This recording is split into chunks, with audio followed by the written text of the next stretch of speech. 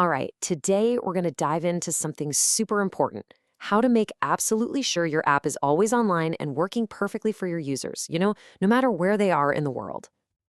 So think about this. You load up your website from your office, right? Everything looks great, all systems go. But is that the full story? Does that really mean your app is working for everyone, everywhere?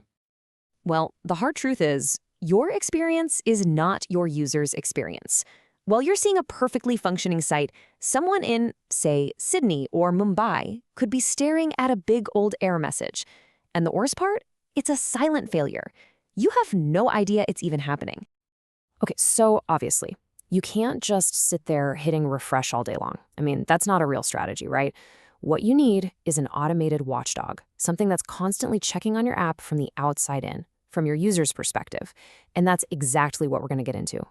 So the solution here is something called synthetic monitoring. And honestly, the best way to think about it is like deploying a team of robot users all around the world. Their only job 24/7 is to test your application and make sure everything is running just the way it should. Yeah, so putting it simply, these tools use automated bots that are constantly visiting your site from different cities all over the globe. They're checking for availability, for performance, and making sure all those key functions are working exactly like you'd expect them to. And this is why it's such a game changer. It totally flips the script. Instead of waiting for that dreaded angry customer email or a support ticket, you're proactively on top of things. You're simulating real user journeys and catching issues, often before a single real user even notices.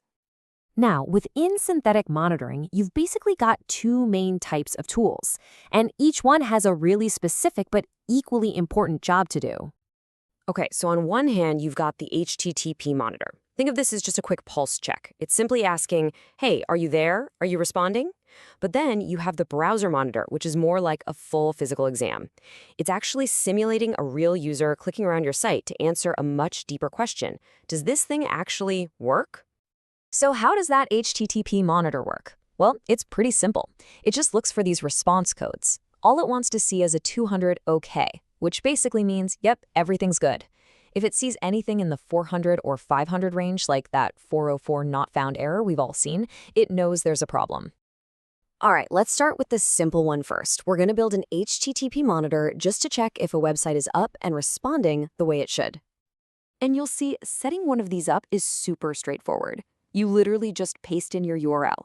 Then, and this is the important part, you tell it what a failure looks like. For example, fail if you see a response code of 400 or higher. You pick a few cities around the world, set it to check every, say, 10 minutes, and boom, you've got a watchdog running 24/7. It's your first line of defense.